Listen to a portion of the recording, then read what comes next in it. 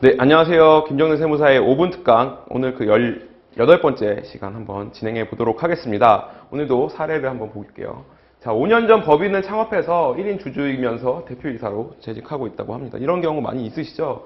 자, 이제 법인을 창업했지만 거의 개인 소유의 형태로 운영하시는 경우가 많이 있으신데, 이런 분들은 이제 사업이 커지다 보면 그 하나의 고민이 생기게 되죠. 그 법인 재산을 어떻게 이제 그 개인 사업주의 가처분 소득으로 이전을 할 것인지에 대한 고민을 하고 계시는 것 같아요. 그리고 그 이제 회사가 커짐에 따라서 그 소유권을 이전할 때 발생하는 세금 문제를 고민하고 계시는데, 우선은 자녀에게 아내나 회사가 더 크기 전에 아내나 자녀에게 분산시켜두는 것이 세금 절감 측면에서 유리하다라는 얘기를 들으셨어요. 그리고 전에 저희가 이제 과점주주에 관해서 얘기해 주신 부분에 대해서도 언급해 주셨는데, 원포인트 세무액에서 뭐 50% 이하로 보유하면 납세 의무도 줄여든다, 뭐 이렇게 얘기를 들으셨다고. 어떻게 해야지 나중에 상속세 부담도 줄어들고 뭐 세금 부담을 좀 줄일 수 있을까에 대해서 문의를 주셨어요. 네. 연희도행에서 국자님이 보내주셨는데, 오늘은 그래서 그 법인 지분 분산할 때 어떤 문제가 발생하고 어떻게 해야지 이제 세금 문제라든지 이런 게 문제 없이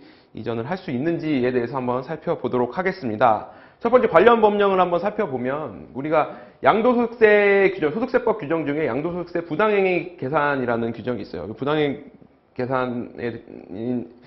계산이 뭐냐면, 우리가 일반적으로 뭐 매매관계, 제3자, 뭐 특수관계 없는 제3자 간의 거래에 있어서는 그 거래 사실이 사실관계가 입증이 되면 인정을 해주지만, 우리가 특수관계가 있는 경우에는 어떤 그 시가와 차액에 대해서 이게 이제 뭐 재산을 일반적으로 이전하기 위해서 뭐 어떤 부정적인 세금을 줄이기 위해서 부정한 수법으로 이전을 했다라고 보고 시가를 거래가액으로 본다, 이런 규정이 있고요.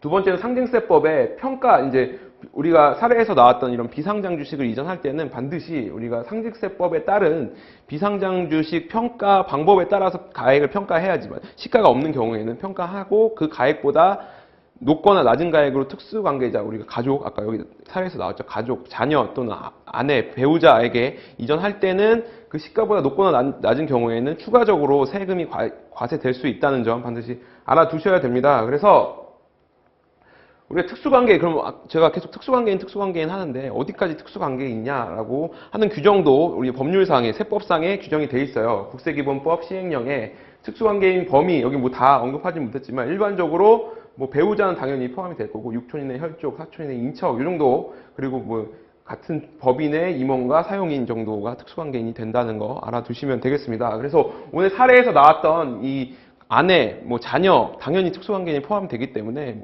그 주식을 이전할 때 반드시 유의하셔야 될 점이 존재하죠. 그래서 어떤 점을 유의하셔야 되는지 한번 살펴보면, 오늘 18번째 포인트, 가족에게 법인 지분 분산할 때 어떤 문제가 발생하는지에 대해서 살펴보겠습니다. 첫 번째로 우리가 이전하기 전에 아까 말씀드렸다시피 시가가 얼마인지 아셔야 돼요. 시가가 얼마인지 아시고, 그 시가보다 적은 가액 또는 시가보다 높은 가액으로 주식을 이전하시게 되면 그 차액에 대해서 증여세 또는 양도세가 과세될 수 있기 때문에 반드시 시가를 먼저 확인하시고, 특수관계인과의 거래에서만 해당이 됩니다. 우리 특수관계인이 아닌 제3자 거래에서도 물론 증여세 문제가 발생할 수는 있지만, 어쨌든 오늘 살펴볼 부분은 특수관계인과의 거래에 있을 때는 반드시 시가를 확인하셔서 그 시가가 우리가 지금 매도하거나 또는 증여하는 가액이 시가에 해당이 되는지를 살펴보셔야 되고요. 그 시가보다 높거나 낮은 경우에는 그 증여세가 과세될 수 있다라는 점 반드시 인지하시기 바라고,